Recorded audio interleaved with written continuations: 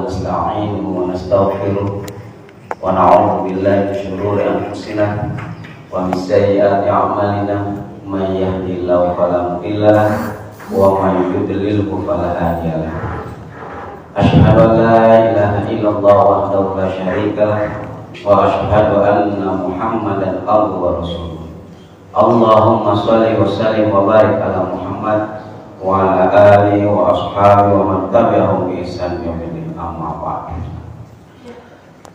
فيا أيها الحاضرون أوصيكم ونفسي بتقوى الله فقد فاز المتقون قال الله تعالى في كتابه الكريم أعوذ بالله من الشيطان الرجيم بسم الله الرحمن الرحيم يا أيها الناس اعبدوا ربكم الذي خلقكم والذين من قبلكم لعلكم تتقون وقال الله تعالى في آية أخرى أعوذ بالله من الشيطان الرجيم ثم جعلناك على شريعة من الأمر فاتبعها ولا تتبع أهواء الذين لا يعلمون صدق الله العظيم اللهم ارحمنا بالقرآن.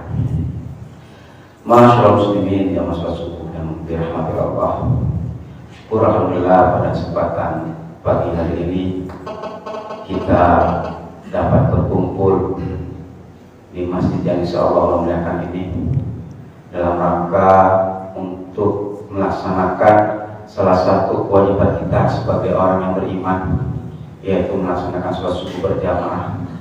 Mudah-mudahan ini semua senantiasa kita niatkan hanya betul-betul mengharapkan ridha Allah Subhanahu wa Ta'ala, sehingga langkah demi langkah yang telah kita langkahkan dari tempat tinggal kita menuju ke tempat yang insya Allah muliakan ini dibalas oleh Allah dengan pahala yang banyak, sehingga mudah-mudahan ini semua menjadi sebagai pemberat timbangan amal kebaikan kita kelak di yaumil akhir. Bapak-bapak dan ibu sekalian dirahmati Allah, syukur alhamdulillah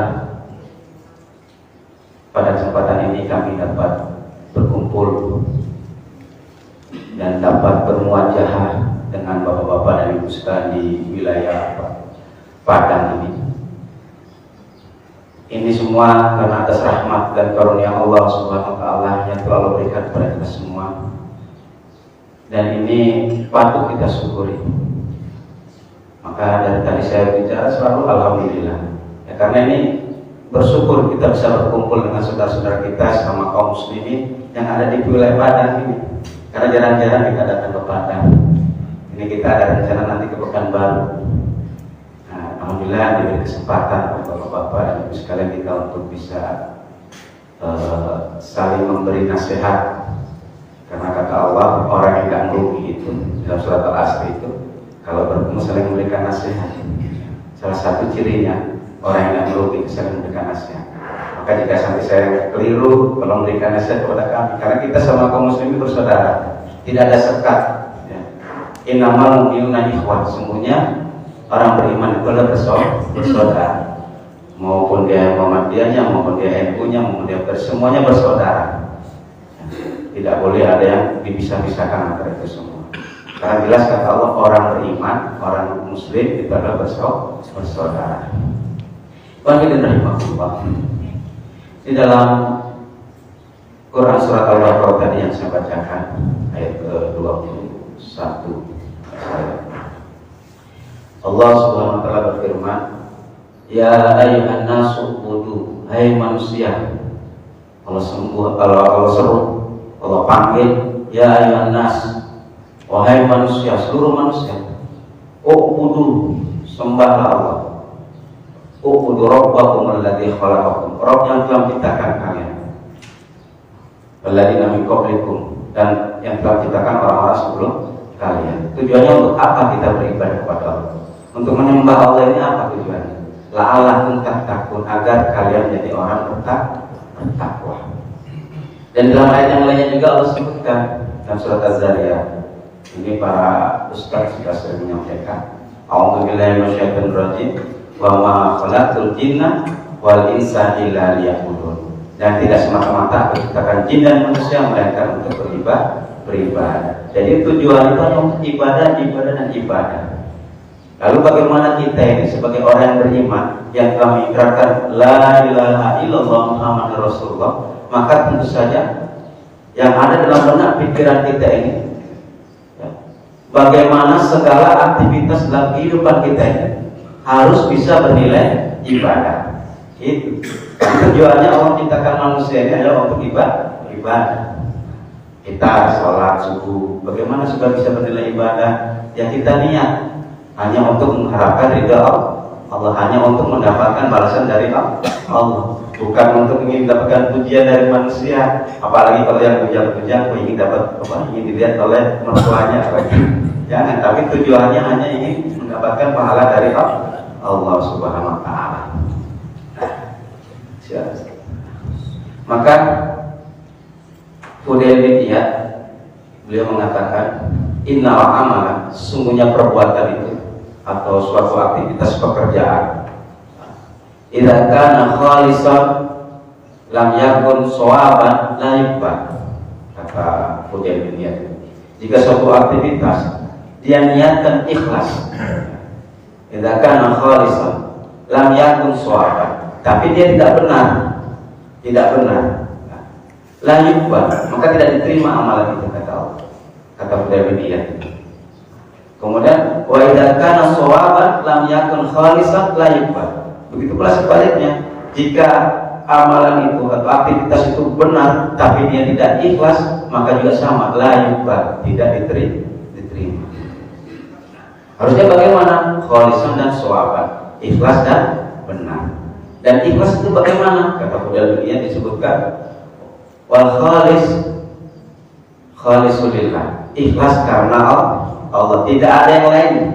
Kita berbuat itu tidak ada yang kita niatkan untuk yang lainnya, tidak untuk dunia, tidak untuk yang lainnya, tapi untuk benar-benar untuk Allah, lillah. Waswaban, bagaimana yang benar itu? Wa kana shawabu ala sunnati Rasulillah. Yang benar itu, kata Fudail bin Iyad, yang mengikuti sunnahnya Nabi Muhammad, itu saja. Maka Imam Ibnu Katsir menjelaskan syarat ibadah itu ada dua, ikhlas dan mutaba'ah. Ikhlas dan ikuti contoh itu.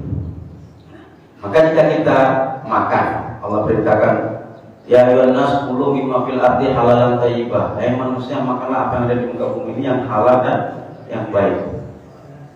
Kemudian kita makan, mengucapkan bismillah, karena perintahnya samillah, membaca bismillah. Kita pakai tangan kiri, ikhlas, bernilai ibadah. Karena perintah Rasulullah, ya gulam samillah wa qul biyaminik.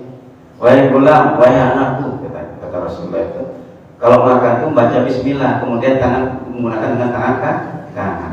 Kalau kita makan, mengucapkan bismillah, ikhlas karena Allah, hanya ingin dibalas oleh Allah, kemudian makan pakai tangan kanan, bernilai ibadah karena mengikuti contoh. Tapi kalau kita makan, mengucapkan bismillah, ikhlas dan tangan kiri, kira-kira bernilai ibadah tak?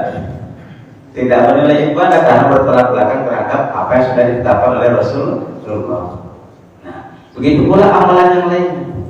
Maka kita harus berupaya, kita sebagai orang beriman yang telah mengikrar la ilaha illallah Muhammad Rasulullah, segala aktivitasnya harus untuk Allah, bukan untuk manusia. Karena yang punya pahala itu adalah Allah, yang punya surga itu adalah Allah. Manusia tidak punya surga, manusia tidak punya pahala. Yang punya pahala dan surga hanyalah Allah. Maka kita berbuat semuanya harus karena Allah. Kayak saya berbicara begini juga sama. Kalau saya berbicara niatnya untuk dapat pujian, untuk dari capek-capek dari Lampung ke sini, dan dapat pahala, rugi. Maka tentu saja kita harus niatnya hanya karena Allah. Bapak-bapak dan ibu sekalian rahmati Allah. Maka Allah Subhanahu wa taala menegaskan dalam Al-Qur'an, Quran surat Al-Jasiyah ayat ke-18, Allah Subhanahu wa taala berfirman, A'udzu billahi minasyaitonir rajim, bismillahirrahmanirrahim. Tsumma ja'alnaka 'ala syari'ati minal amri fattabi'ha wa la tattabi' ahwa'al ladzina la ya'lamun. Tsumma ja'alnaka, kemudian kami jadikan engkau Muhammad 'ala syari'ati, berada pada syariat, minal amri, dari urusan-urusan syariat ini. Fattabi'ha, maka ikutilah syariat itu. Kata Allah begitu kepada Nabi Muhammad. Ini kita sudah memberikan tentang ketetapan syariat untuk mengurusi din ini. Maka ikutilah tabiah, maka ikutilah syariat itu. Jangan bikin syariat-syariat yang lain. Maka kata Allah, wala tattabi ahwa alladziina la ya'lamun, dan janganlah kamu mengikuti ahwa, jamak dari hawa, keinginan-keinginan orang-orang yang tidak mengetahui. Maka Allah memerintahkan kita sebagai orang yang beriman untuk mengikuti syariat yang sudah Allah tetapkan yang ada dalam Al-Quran. Meskipun syariat yang sesuai dengan keinginan kita ataupun yang tidak sesuai dengan keinginan kita, kita harus paksa tunduk terhadap syariat yang sudah Allah tetapkan. Karena kata Rasulullah, la yu'minu ahadukum hatta yakuna hawahu taba'an lima jitu bi. La yu'minu ahadukum, tidak beriman di antara kalian ini hatta yakuna hawahu, sehingga menjadikan hawa nafsunya, keinginan-keinginannya, keilmuan-keilmuannya, ilmu yang sudah dia dapati dari belajarnya, kalau tidak sesuai dengan Al-Quran dan Sunnah, dia ilmunya itu atau hawa nafsunya juga itu harus dipaksa untuk tunduk mengikuti ketetapan Allah dan Rasulnya. Atau yang pernah hawa taba'an lima jitu, mengikuti apa yang telah aku bawa, yaitu Al-Quran dan Sunnah. Jadi begitu. Inilah sikap orang beriman yang harusnya diambil. Maka jika kita berbuat tidak mengikuti apa yang ditetapkan oleh Allah Rasulnya, itu semua jangan berdiri. Karena yang punya surga itu adalah Allah. Segala keinginan kita harus kita paksa untuk tunduk terhadap ketetapan Allah Subhanahu wa Ta'ala. Bapak-bapak dan ibu sekalian rahmat Allah. Begitu pula dengan syariat Allah yang lain, tadi syariat makan yang Allah perintahkan begitu. Allah perintahkan tidur misalnya. Kemudian agar bernilai ibadah tidur kita. Itu bagaimana? Tentu saja sebelum tidur kita doa. Doanya kan bismika Allahumma ahya wa amin. Kemudian kita ganti Al-Fatihah. Bernilai ibadah. Kan sama-sama dari sama-sama dari Al-Quran juga bagus kan? Yang satunya doanya ketetapan Allah seperti itu. Tapi karena tidak mengikuti ketetapan yang sudah ditetapkan oleh Rasulullah, yang bagus tadi itu yang dianggap bagus tidak bernilai. Nah seperti itu. Maka kita harus berpikir terus dalam benak pikiran kita ini sebagaimana agar segala aktivitas dalam kehidupan kita dari bangun tidur sampai tidur lagi itu bernilai ibadah. Yaitu dengan cara mengikuti tuntunan. Begitu pula dengan syariat-syariat Allah yang lain. Allah perintahkan kita sholat, Allah perintahkan kita zakat, Allah perintahkan kita haji dan lain sebagainya. Semuanya harus mengikuti tuntunan agar dapat bernilai ibadah. Begitu pula kita diperintahkan untuk wa'tasimu bihablillahi jami'an wa la tafarraqu dalam surah Ali Imran. Itu ayat itu sebelumnya Allah sebutkan A'udzubillahi minasyaitonir rajim, bismillahirrahmanirrahim. Ya ayyuhalladzina amanu taqullaha haqqa tuqatih. Hai orang beriman, bertakwalah dengan sebenar-benar takwa. Wa la tamutunna illa wa antum muslimun, dan janganlah kalian mati melainkan dalam keadaan berserah diri kepada Allah, yaitu berkeadaan muslim. Ini sering disampaikan oleh khotib-khotib Jumat. Bagaimana supaya kita bisa bertakwa dengan sebenar-benar takwa dan tidak mati melainkan dalam keadaan berserah diri dan keadaan muslim, berserah diri kepada Allah. Maka Allah sebutkan dalam ayat selanjutnya, wa'tasimu bihablillahi jami'an wa la tafarraqu, dan berpegang teguhlah kalian kepada tali Allah jami'an semuanya. Maka Imam Al-Qasir mengatakan jamaah, berjamaah, wa la tafarraqu, dan jangan kalian berpecah belah. Berpecah belah di dalam menegakkan din ini. Maka ketika kita melaksanakan perintah Allah wa'tasimu bihablillahi jami'an wa la tafarraqu tadi, kalau mengikuti contohnya maka akan bernilai ibadah. Tapi jika tidak, maka tidak akan bernilai ibadah. Bagaimana supaya kita bisa bernilai ibadah dalam wa'tasimu bihablillahi jami'an tadi? Maka Allah sebutkan, Rasulullah sebutkan dalam hadisnya, karena Bani Israel tasusumul anbiya ulama halakan nabiyyu khulafa'un nabiyyu wa satakunu khulafa. Setiap Bani Israel itu dipimpin oleh seorang nabi, kata Rasulullah. Setiap nabi yang wafat diganti dengan nabi seterusnya begitu. Kata Rasulullah yang terakhir, wa anna wala nabi abadi, bahwasanya setelah ini tidak ada lagi nabi. Maka kalau setelah Nabi Muhammad ada yang mengaku nabi, berarti itu salah, ya. Sesat itu kan. Karena Rasulullah mengatakan wa anna la nabi abadi, dan bahwasanya setelah itu tidak ada lagi nabi. Yang ada apa? Khulafa. Masa berbunuh khalifah. Fasatakunu khulafa fataksu. Yang akan ada itu adalah khalifah yang 15. Nah, berjamaah di sini, berjamaah dalam sistem khilafah dalam rangka untuk beribadah kepada Allah, dalam rangka untuk melaksanakan perintah Allah, wa'tasimu bihablillahi jami'a wa la tafarraqu, dan juga dalam ayat Allah yang lainnya, an aqimuddina wa la tafarraqu fi. Tegakkanlah diri dan jangan berpecah belah. Dalam rangka ini, dalam rangka untuk beribadah, dalam rangka untuk melaksanakan perintah Allah Subhanahu wa taala. Karena ajaran ini jika tidak dibawa dengan cara berjamaah, maka yang rusak adalah ajaran. Orang-orang Yahudi, Nasrani, mereka itu bersatu. Orang Nasrani juga dalam melaksanakan ajarannya, Injilnya itu mereka bersatu. Di mereka makna pemimpin di dalam kitabnya itu adalah Paus. Paus yang ada di Vatikan itu pemimpin ajaran Nasrani, yang dimana mereka hidup di mana-mana. Ada di Indonesia, ada di Malaysia, Singapura. Tapi mereka dalam melaksanakan ajaran Injilnya itu memiliki ketaatan kepada seorang pemimpin. Siapa? Paus. Tapi kalau ditanya siapa pemimpin negaranya, kalau di Indonesia ya berarti pemimpin negara yang ada. Di Malaysia juga sama pemimpin negara yang ada. Tapi kalau ditanya siapa pemimpin ajarannya, mereka sepakat menjawabnya adalah Paus. Begitu. Mereka itu mengadopsi sistem kepemimpinan umat Islam. Nah, umat Islam tidak sama. Ketika melaksanakan wa'tasimu bihablillahi jami'a wa la tafarraqu, maka dia harus kembali kepada sistem kepemimpinan umat Islam itu sendiri dalam rangka melaksanakan ajaran Islam. Karena ajaran Islam 30 juz ini tidak akan dapat terlaksana di muka bumi secara kafah jika umat Islam tidak berjamaah. Maupun yang hidup di Indonesia, Malaysia, Singapura, Amerika, Yordania dan sebagainya. Kalau ditanya siapa pemimpin ajaran Islamnya, nah ini yang bedanya dengan orang-orang Nasrani.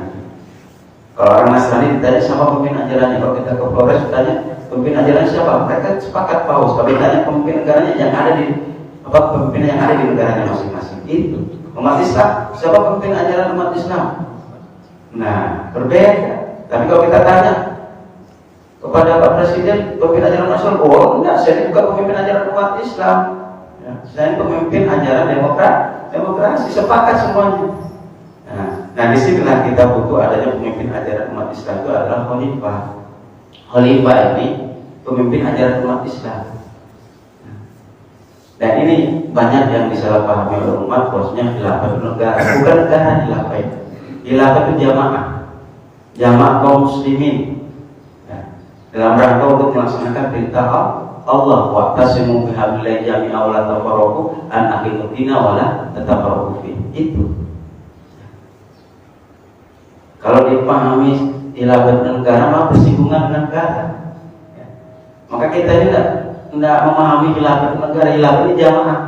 Maka umat Islam yang ada di Indonesia maupun umat Islam ada di Jawa, Padang dan semuanya aja itu mereka bersaudara, tidak disekat-sekat dengan negara bersaudara, tidak disekat-sekat dengan negaranya masing-masing atau wilayahnya masing-masing. Sama umat Islam dia bersaudara. Itu.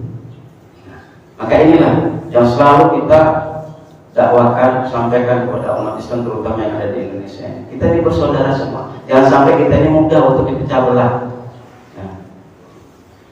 Ini orang Jawa, ini orang Sunda, ini orang Padang, ini orang Madura dan sebagainya.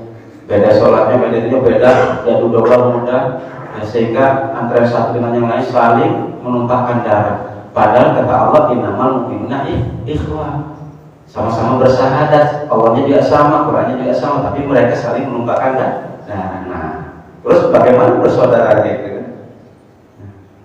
Itu dari makmum. Maka ini kita pakai hijau putih, ada nama khilafah muslimin.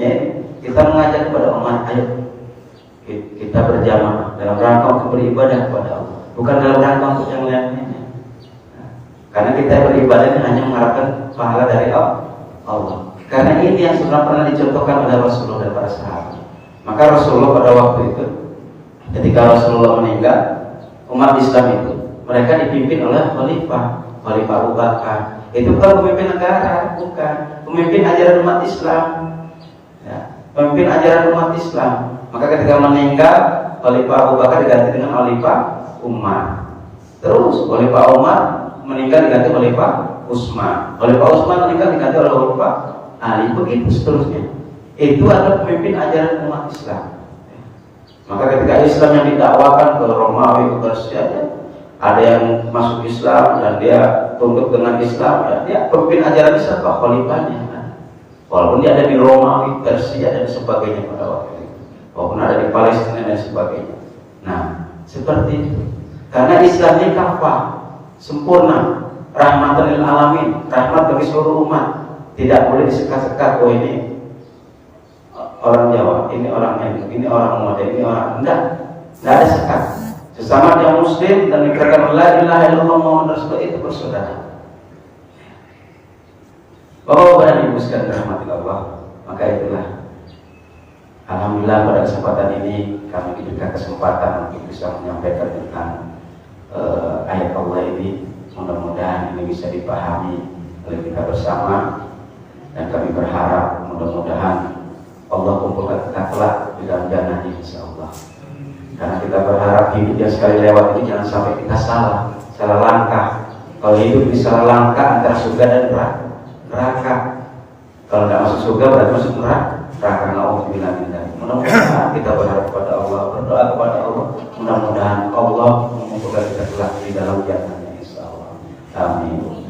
Bapak-bapak dan ibu sekalian dirahmati Allah, mungkin demikian kurangnya perkenalan yang dapat kami sampaikan. Kami mohon maaf. Wassalamualaikum warahmatullahi wabarakatuh.